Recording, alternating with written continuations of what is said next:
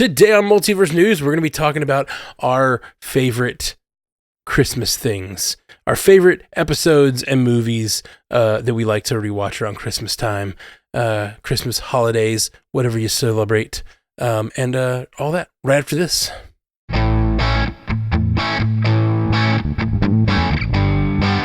Welcome to Multiverse News, your source for information about all your favorite fictional universes. But today, we have no information but what's in our hearts. And my name is Matthew Carroll, and today with me, I have Haley Hobbs. What's going on, Haley Hobbs? It's a festive time of year. We're going to have a festive episode. Damn it. Yeah. Yes, we are. The jingle, I'll try to add in some sleigh bells just consistently in the background. Yeah. Yep. Slip that in. And Jay Sisson, what's going on, bud? Yeah, let's bring the production quality on this one just like way up. It's really yeah, but I'm doing great. You know, it's we're getting pretty close to Christmas. Wanted to get in here and do something. It's kind of a weird time. It's Christmas Eve that we would record, and we're all busy. So, still wanted to connect with the audience though, like we normally do every week. Absolutely. Don't want to leave everybody hanging on Christmas. This should be dropping on Christmas morning, I guess. So, yeah. And J. Scott St. Clair, welcome, bud. It's the holiday season, so whoop-de-doo. Matt and I are trying to be your backup singers. Yeah, delay killed the background singing. Yeah. Sorry about that. We should have known better. We talked about the production value. It's a work in progress here. Yeah. Fix it in post. Join the Patreon. I'll do my best. Yeah, join the Patreon. We still got that season of that giving. Scotty album coming at some point. Oh, that's Scotty right. album exclusive for patrons. That's right. Right. But you have to join now and wait on it. That's the key. That's how it'll get here sooner. Okay, so we're going to do just our top 5 Christmas things. We're just going to go around, the 4 of us. Let's do 5, 4, 3, 2, 1. And if somebody calls out one that's on your list, feel free to just jump in and talk about it ahead of time. But let's just go for it. You want to kick us off, Haley? Sure. So my number 5 is a recent thing from last year that I discovered when I was watching old movies during my winter break on Max, because Max has the TCM library, and I stumbled across 1945's Christmas in Connecticut. And I found myself just laughing so hard watching this movie. Barbara Stanwyck is in it. It's a classic. It's hilarious. It's hokey. You know, it was the 40s. It's hokey and goofy, and there's things that we wouldn't make today in movies, of course. But Sure. In terms of wanting to watch it every year, I've decided that I want to do that. And like when I was on vacation with my family, I made them watch it with me, whether they wanted to or not, and they all had a good time. So that's my new number 5 favorite thing to do. Christmas in Connecticut? Uh-huh. Sweet. I'll have to check it out. I haven't seen it. It's ridiculous. Well, this is what really the service This is we're why we're providing here, today. yeah. This is Christmas morning. We're giving you the present of what you can watch this afternoon after eating too much of whatever you're going to eat today. Jay, what about you? What's your number 5? I do have to say my list is going to be very boring and very basic. I've been on record on this podcast. I don't really rewatch things. I don't really rewatch series or movies. Mm-hmm. But Christmas is a little bit different. I tend to stick to like a core group of movies around Christmas, and I do rewatch them, and it's just kind of a comfort thing and a nostalgia thing. So, with that being said, my number 5 is Christmas Vacation for that very reason. Come on, Jay. You get, are you mad that it's 5? Oh, okay. Well, you know, it's in the top 5. I got a couple others I had to put ahead of it. I think this is the second, where we made a top 5 list where your number 5 was my number 1. Your most anticipated, I think, was your most anticipated for next year was Severance season 2, and mine was 5 and yours was 1. I think that's what it was. Correct. Yes. Yeah. Spoiling Scotty's list left and right. That's all right. It's a classic. Say your piece? It's a classic.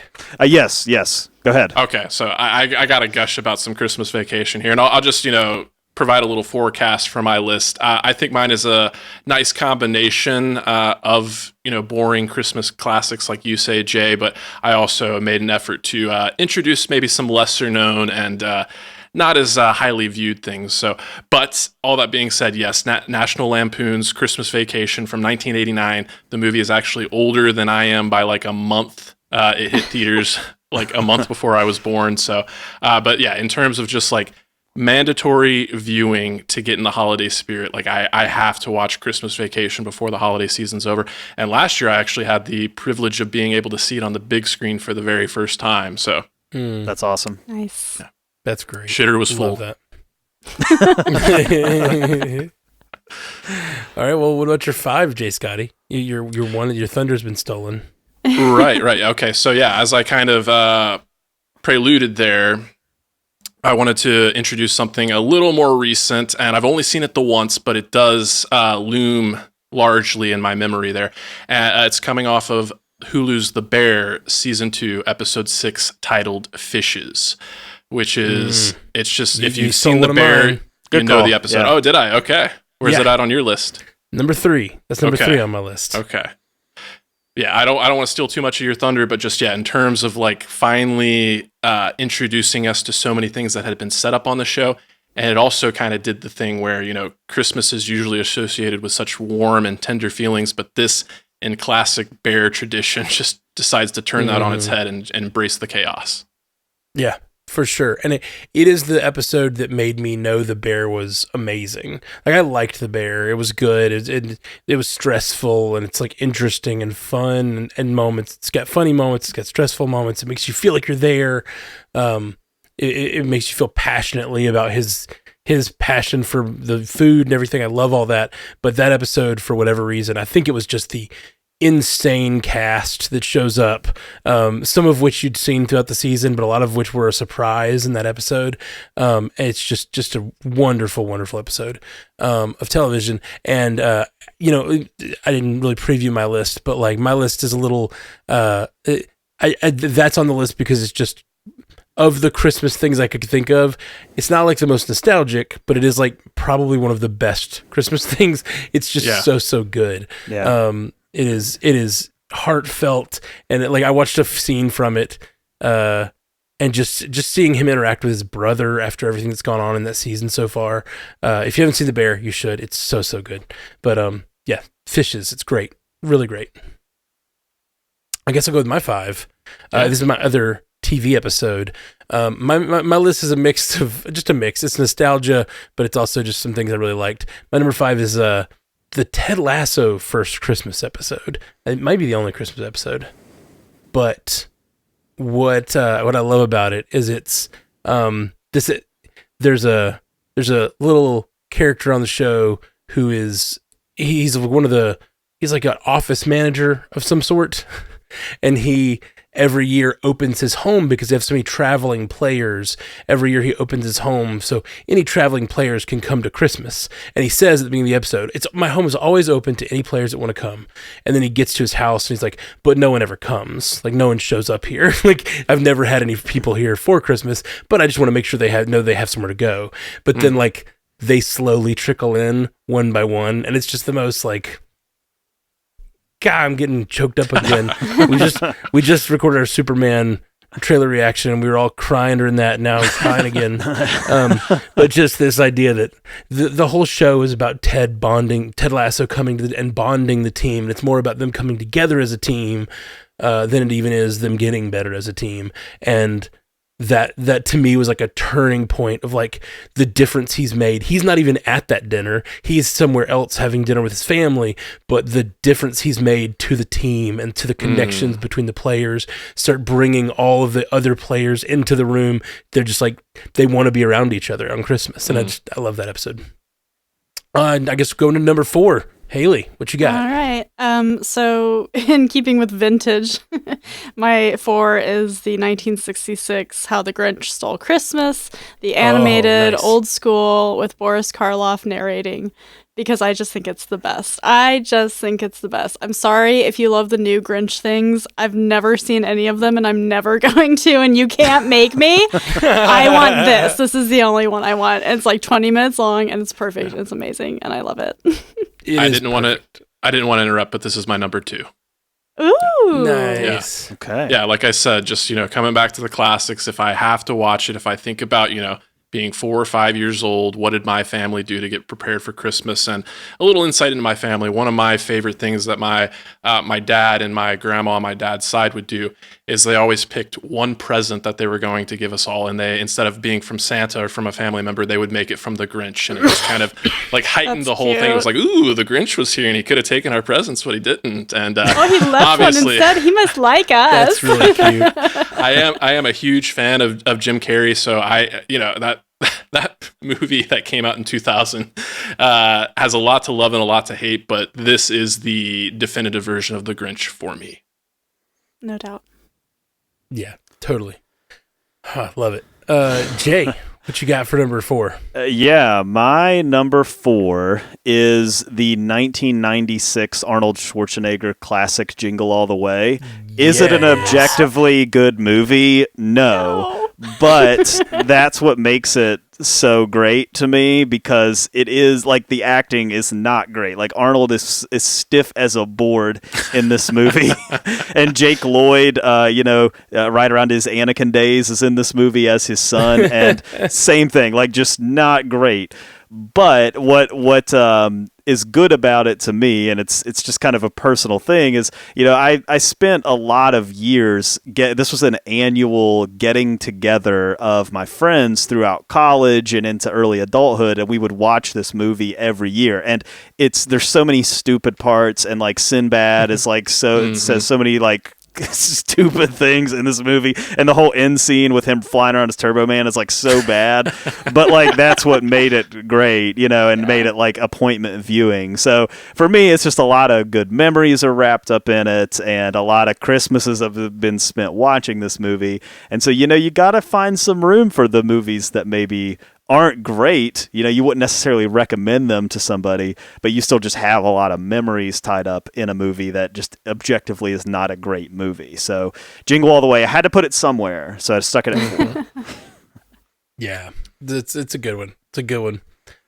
Jessica, did you already say your 4? I have not said my number 4. So my number 4 is one that I don't expect too many people to have heard of, but it's 2016's Better Watch Out.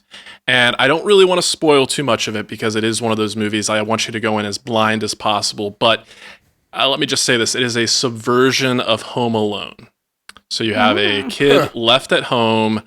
He does have a babysitter, but let's just say hijinks and shenanigans ensue from there. And it's not the most traditional of Christmas stories. So if you know anything about me and my sensibilities and some of my taste, that's a little bit of a teaser there for you. But I do recommend Better Watch Out for audiences probably 13 years old and older.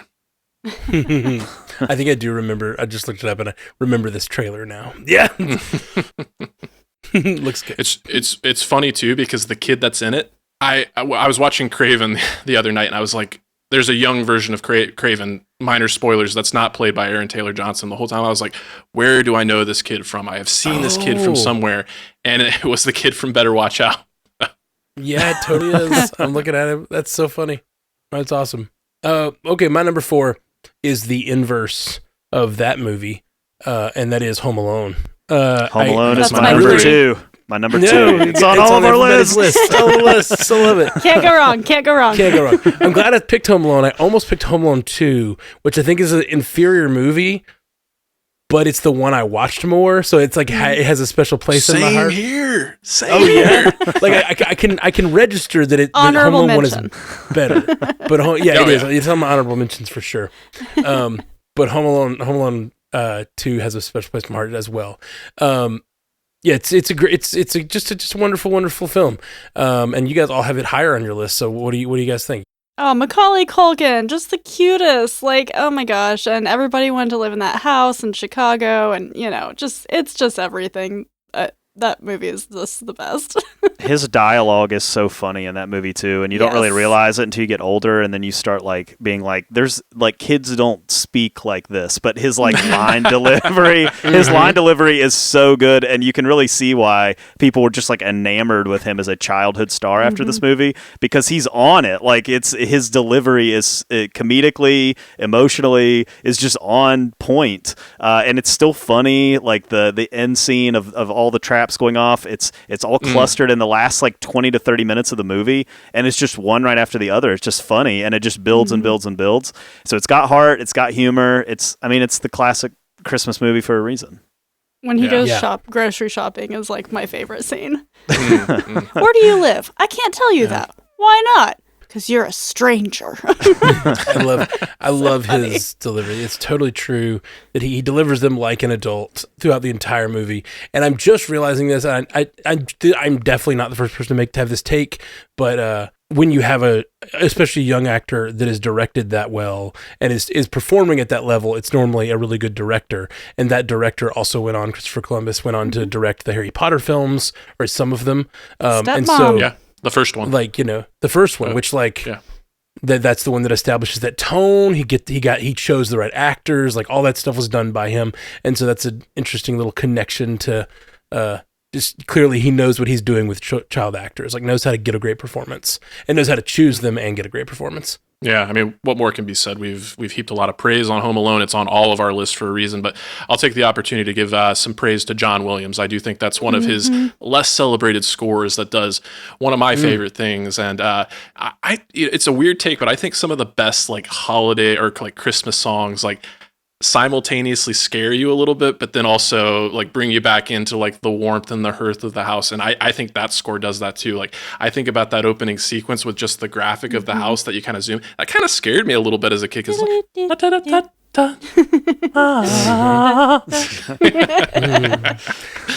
so funny when you go back and rewatch it. I haven't watched it in years, and maybe I'll need to this year because rewatching that one is always such an experience. That one and number 2, because like I saw them so many times that every little moment, every line delivery is still like in my head. I know how everyone says everything and every like whatever. It's just wild to think about how much that still lives rent free in my head.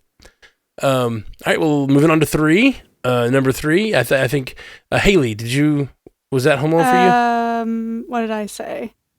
I said Christmas in Connecticut, Grinch. Yeah, Home Alone was my 3. Yeah. Okay. And then what about you, Jay? What's your 3? Again, sticking with the Christmas classics, my number 3 is A Christmas Story, because I do like to watch it every year, and I do laugh every year. Like as tired and used over and over the jokes are, and the lamp and the sticking the tongue on the pole and all that type of stuff. Award. It's funny every time. It's never not funny. So I just it's like I'm watching it for the first time every time. So had to put it on there. It's played for 24 hours for a reason. I was gonna say I miss like pre-streaming and A Christmas Story, and it probably still is, but like you didn't have a choice; you had to watch it because it was on 24 hours a day. It is still on TBS for so 24 good. hours. They still do that. Yeah, that's so funny. I have to admit, I've never seen it. What? This is the year. I've seen random scenes from it, so like I know the vibe. But for whatever reason, it was that movie that's always on TBS, like you said, every year. But we're always busy on Christmas and going from house to house. We always went to like 3 or 4 houses, and I just never stopped to sit and watch the whole movie. And I think I've seen like a couple scenes, but never have seen the whole thing. It's time. I should watch it. I really should. All right. Jay Scotty, have you said your 3 yet? My number 3 was Home Alone. Okay. All right. Well, my number 3 was 7 Fishes. So let's move on to number 2. Haley. My number 2 is A Muppet Christmas Carol. That made my honorable mentions. It was so close to making the list. I love that movie so much. I love that Michael Caine was like, I'm going to be an Oscar winner in this movie for no reason. He freaking brought it. All the songs are good. You got all the best Muppets. It's got the creepiness, like Scotty was saying. Christmas has to have a little creepy. It just kind of is what makes it a holiday. And I love Muppet Christmas Carol. That's a really interesting point. That is kind of what makes something a holiday. Like holidays are meant to, sort of denote something. They're a place holding a place in your life, but like your life is complicated and it has like ups and downs, and literally Christmas particularly is like the solstice and like whatever, like the sort of it's the darkest part of the year, like all that stuff. And so it's that like we're going to make it through winter through the warmth of our will, the warmth of the love of our will around each other. We're going to make it through this winter.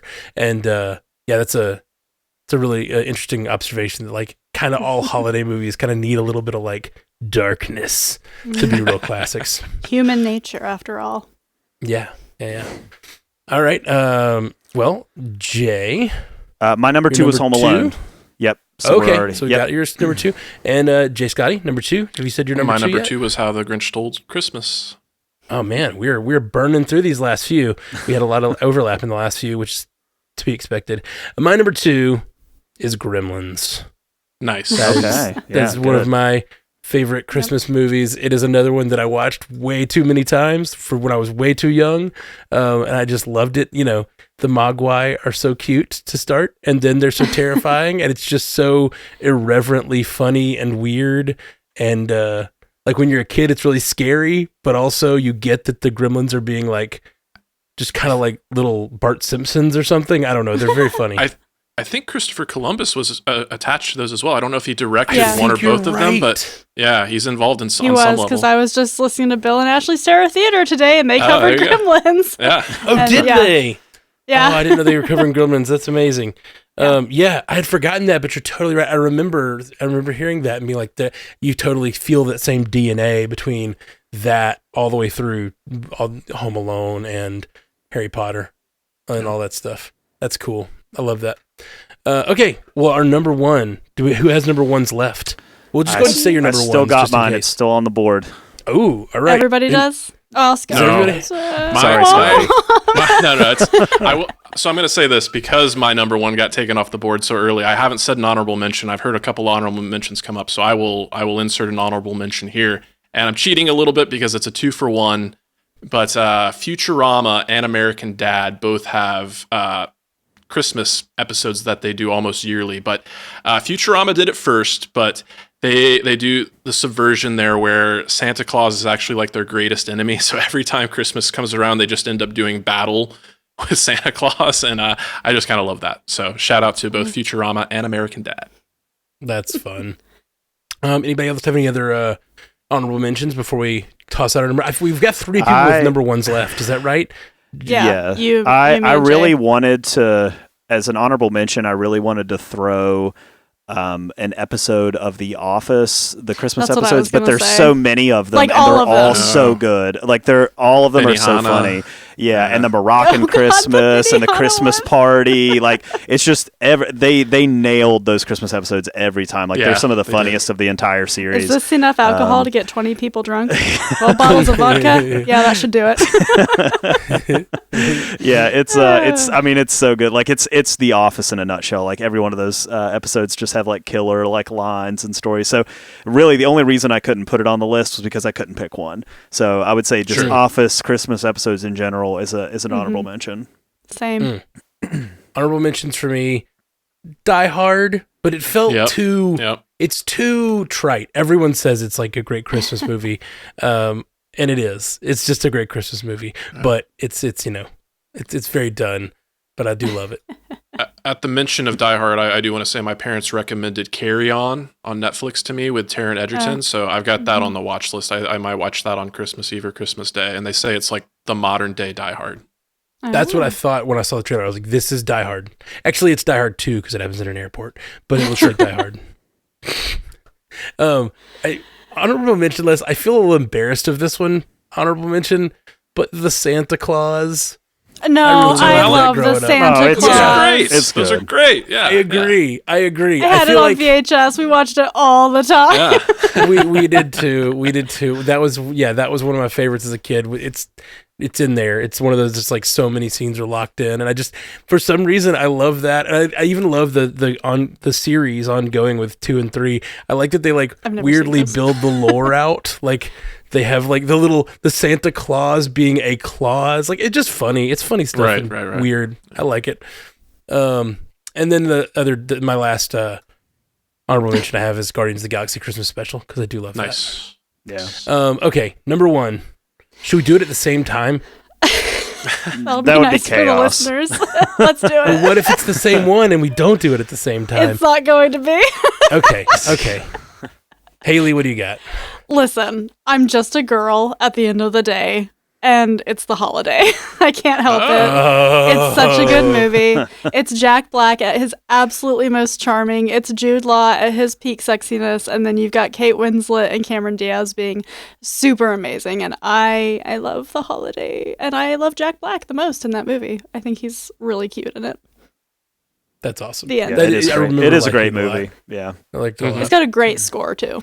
Beautiful. And it's one of those that, like, to me felt like a pretty, like, standard sort of romantic comedy Christmas movie, but then, like, over the years, I always hear people coming back to it. So I think a lot of people feel the way you do. Because it like has the loneliness of Christmas and what happens when you choose to be alone. You know, it tackles like all the emotions, and that can be scary. And so yeah, Gotta have the it's a good one. darkness. Yep. The darkness of Christmas. It's a dark place, dark time. Jay, what you got for number 2? Number 1. Yeah, my number 1 is the 1946 It's a Wonderful Life. I remember the too. first time I ever it got me like so much the first time I ever watched it. I don't really get super emotional in the moment when watching things very often. Like sometimes when I think back, you know, I'll get a little, but I'm not like much of a crier. I just don't really like kind of like have a lot of that type of reaction like when I'm watching media usually. And so I remember the first time I ever watched it was way late in life. I didn't watch it growing up. I didn't any of that type of stuff. It wasn't until I was in college and I was home over Christmas break, and I remember my parents being like, "Hey, we're going to watch this. Have you ever watched this?" And I was like, "No, I don't want to watch a movie from 1946. Like, you know, like that's why would I want to watch a movie from 1946 or whatever." Sure. And I remember just like being so locked in to the plot of the movie. It was like it told a story that is so important for this time of the year, and the idea of like legacy and family and like being remembered, and the idea of like living this extremely normal life and like being bogged down in the normality of life and feeling like you're not really reaching your potential or you're not really impacting anyone, and you're just kind of floating through life and going through the motions, and then to be removed out of that and see just the massive fallout in the town, and see, man, you really were like in these tiny little ways you were impacting all of these people around you that you didn't even realize. And no movie has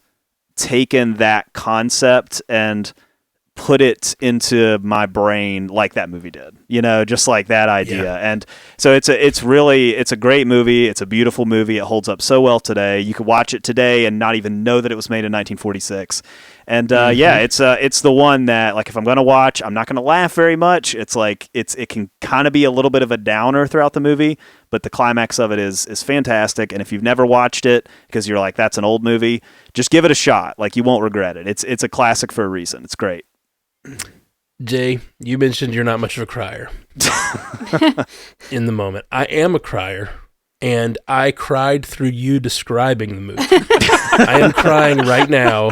If you've been seeing me on screen, my eyes are so wet. I am I'm rolling tears at your description of the movie, because it's the same reason I love the movie. Like, not even joking. Thanks, J. Scotty. Aww. Thanks for being here with me in this moment. I'm just joking. I love it. I'm not laughing at you. It's just no, I am. I'm so in tears right now thinking about this movie. I love It's a Wonderful Life so much.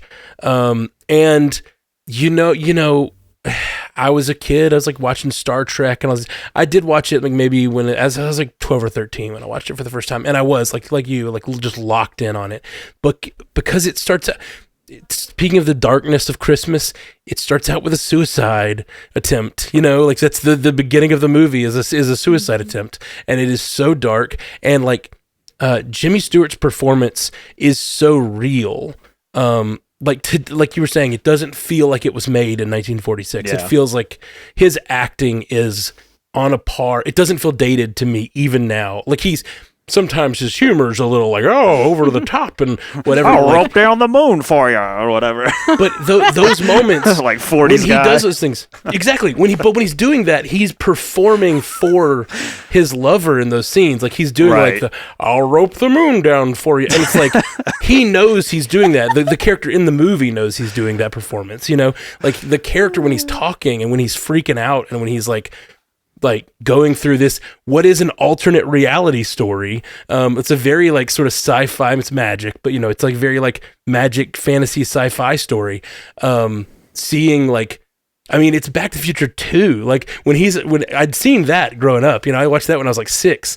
And so when he's running down the, like street and sees how many, because he was the bank. Like, God, I'm gonna cry. He's the loan officer, and he helps so many small businesses stay in business that because he wasn't there, like the whole street has turned to like what I don't even remember what the stores are, but basically it's just like alluded to that all the streets are full of like houses of ill repute or something, because like they're like just not and I don't even know what they are. I don't know if like today it would be like pawn shops and liquor stores only or something, and like check cashing places, but like it's 1946, so I don't know what they were even in the movie. But like he runs down the street and it's just clear the streets are like not the same. His town is gone because he wasn't there to like stand in the gap and stop in these, like you said, Jay, smallest little ways. I think of like there's a moment where he like as a child stands up to an old man who's drinking too much and he's hurting himself, and like just that little act as a child, like letting the guy know like you shouldn't drink, like please don't, or whatever, and like changes. Oh no, he's gonna screw up and hurt someone or something. Yeah. Anyway, that whole thing. He saves just little bitty acts of kindness his whole life, and I just love it. And then at the end, of course, that's where the whole movie makes me cry. But like literally, it's one of those that like through the entire movie I will cry. But the last scene when the whole town comes to see him and recognize him for all the things he's done. Oh, it's so good. Watch it. It's so good. Okay. Yeah. I cried through that entire time. Hey, it's about the holiday spirit. Yeah. I'm kind of like you with the Christmas Story, Matt. I know the story of It's a Wonderful Life, and I've seen scenes, but I've never sat down to watch it from beginning to end. So, dude, yeah, do it. It's one of those. I'll watch Christmas Story if you watch It's a Wonderful Life. It's worth it. It's not. Good. You know the story, like it's every alternate reality story, like whatever. Yeah. But it is so good in the details. The details are so sweet and good and interesting, and every scene is good. I love it. It's funny. The very first thing I think of when I think of It's a Wonderful Life is because I think of my number one, A Christmas Vacation, and they have that movie on in the background. It's like, every time a bell rings, an angel gets its wings. Yeah. Oh. Everybody matters, and in the holidays it can be hard to, if you're alone or you're isolated or maybe you're just not able to be with your people, just know that you matter, and you've got us. We're here. Yeah. Talking to you, listening to you, and you get to be part of Stranded Panda. Yeah. Panda fam is here. And I'm glad we got to put something out on Christmas, because this was a lot of fun, and I'm definitely gonna go cry myself to sleep about Jimmy Stewart. And maybe leg lamps, I guess. It's a major award. You'll find out. All right. Well, Merry Christmas, everybody. Merry Christmas. Ho, ho, ho. You stay classy, Multiverse. Hey, thanks for listening to Multiverse News, or watching it, or whatever you're doing, eyeballs or ear holes, whichever thing. We do this show every week, and we appreciate you listening. StrandedPanda.com is where you can find all of our podcasts, and thank you for listening. Check us out wherever you get podcasts. Hit that subscribe button, hit that like button, hit the little bell icon, whatever you have on whatever service you're doing. Rate us, like us. We're really thirsty. That's what I'm saying.